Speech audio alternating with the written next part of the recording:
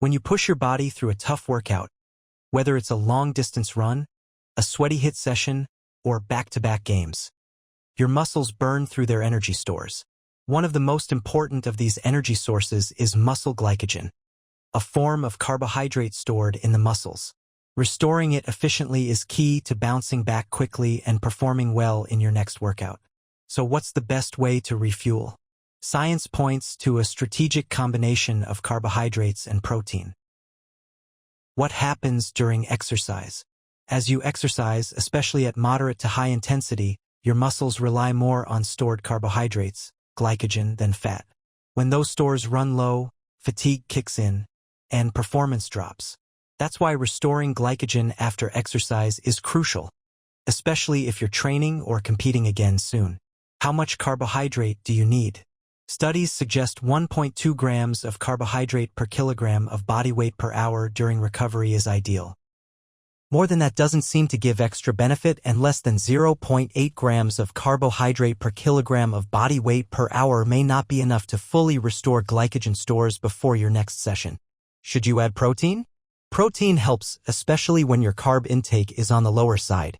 Adding 0.3 to 0.4 grams of protein per kilogram of body weight per hour to your recovery snack or shake can speed up glycogen restoration if you're not hitting that 1.2 grams of carbohydrate per kilogram of body weight target. However, if you're already getting enough carbs, protein doesn't boost glycogen storage much further, but it can still support muscle repair and growth.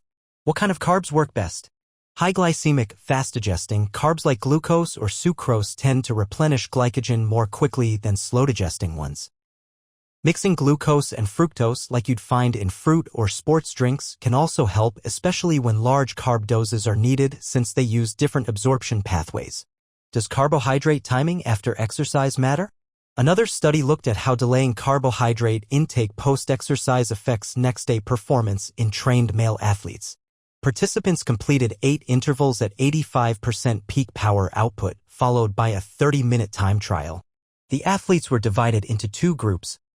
First, immediate carbohydrate intake consumed 1.2 grams of carbohydrate per kilogram of body weight immediately post-exercise. Second, delayed carbohydrate intake consumed the same 1.2 grams of carbohydrate per kilogram of body weight, but 3 hours later. The delayed carbohydrate group experienced a 30% reduction in next-day, high-intensity interval performance.